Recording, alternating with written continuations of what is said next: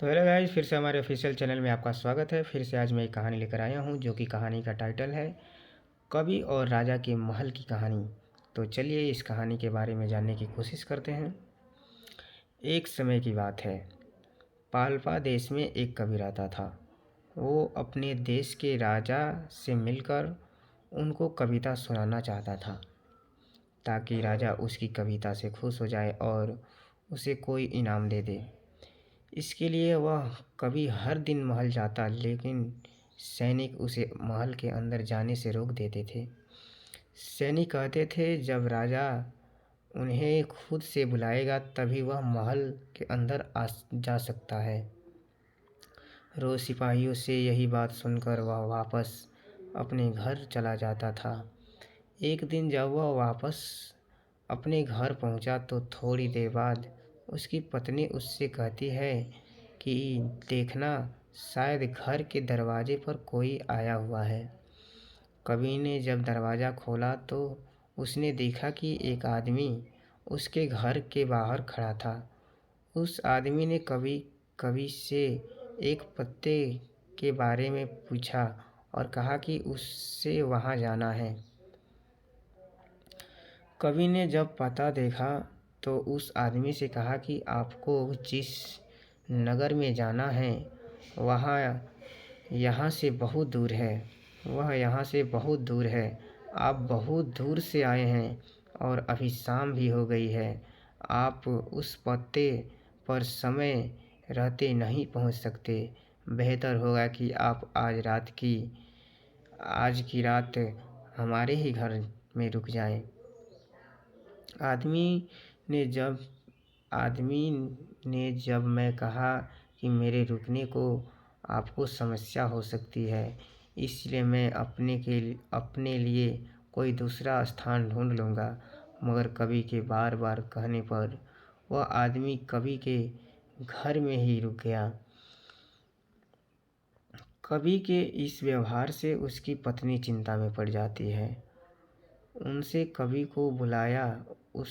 को बुलाया और धीरे से पूछने लगी, हमारे पास भोजन की कमी है, ऊपर से आपने किसी अनजान को घर में रोक लिया है। इस पर कवि अपनी पत्नी को समझाते हुए कहता है कि चिंता न करो, कोई दिक्कत नहीं होगी। इतना कहकर कवि वहाँ से कुछ देर के बाहर जाने लगता है और पत्नी को बोलता है कि मेहमान का ख्याल रखना। कवि के घर में रुके उस अनजान व्यक्ति ने कवि और उसकी पत्नी की सारी बातें सुन ली थी। घर से बाहर जाते समय कवि उस अनजान व्यक्ति से आराम करने के लिए कहकर बाहर चला जाता है। थोड़ी देर में कवि भोजन बनाने की सामग्री के साथ घर लौटता है, जिसे उसने उधार लेकर खरीदा था। खाना बनाने के बाद कवि ने उस अनजान व्यक्ति को अपने साथ भोजन करने के लिए बुलाया। इस दौरान दोनों बातें करने लगे और बातों बातों में उसने अजनबी को बता दिया कि वह एक कवि है और उसे अपनी 2-4 कविताएं भी सुना दी। उस अनजान शख्स को कविताएं काफ़ी अच्छी लगी और उसने कवि की बहुत तारीफ़ की। इस पर कवि ने कहा कि इन कविताओं का कोई मोल नहीं है, क्योंकि कोई भी उसकी कविता नहीं सुनना चाहता।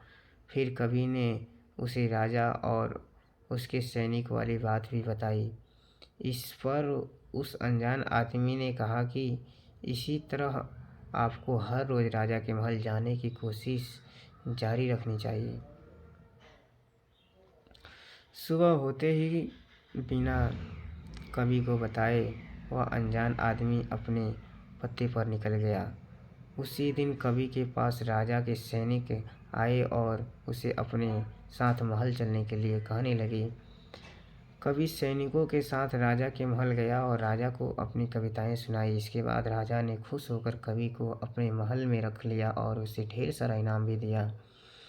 कवि को यह बात नहीं पता था कि राजा पहले भी उसकी कविताएं सुन चुके हैं। वो अनजान शख्स कोई और नहीं बल्कि राजा ही था जो अपना रूप बदल कर उसके घर आया था। कवि ने वापस से घर जाकर अपनी पत्नी को इसके बारे में बताया। इस पर उसकी पत्नी कहती है कि वह अजनबी व्यक्ति आपके लिए भाग्यशाली था। उसके घर आते ही कि आपको काम और इनाम दोनों मिल गया।